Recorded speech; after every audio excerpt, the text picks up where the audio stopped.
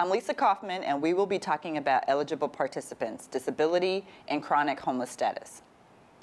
Determining disability status is only required when the disability is a requirement for eligibility into a program.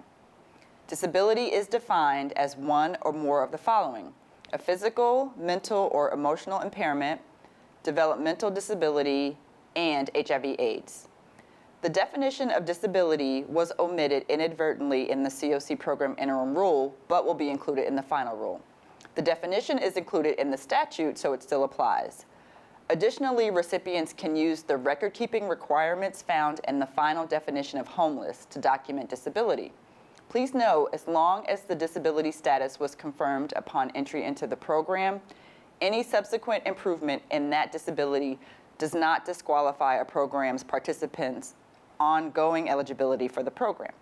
Once the participant is in the program, the annual requirement for recertification is limited to determining the program participant's income level for the sole purpose of determining the rent or occupancy charge a program participant pays.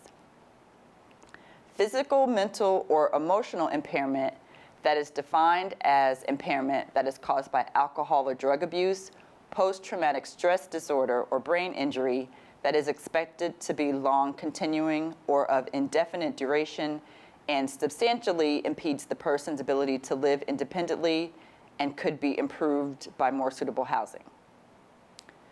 Developmental disability is defined in Section 102 of the Developmental Disability Assistance and Bill of Rights Act of 2000. That means a severe chronic disability that is attributable to a mental or physical impairment or combination and is manifested before the age of 22 and is likely to continue indefinitely and results in substantial limitation in 3 or more major life activities. Reflects the need for and combination and sequence of special, interdisciplinary, or generic services or individualized supports or other forms of assistance that are of lifelong or extended duration and are individually planned and coordinated. An individual may be considered to have a developmental disability without meeting 3 or more of the criteria listed previously. If the individual is 9 years old or younger and has a substantial developmental delay or a specific congenital or acquired condition and without services or supports has a high probability of meeting those criteria later in life. Projects are encouraged to work with licensed medical professionals to document these criteria have been met. The definition of disability includes the disease of acquired immunodeficiency syndrome, AIDS, or any conditions arising from the etiological agent for AIDS, including infection with HIV.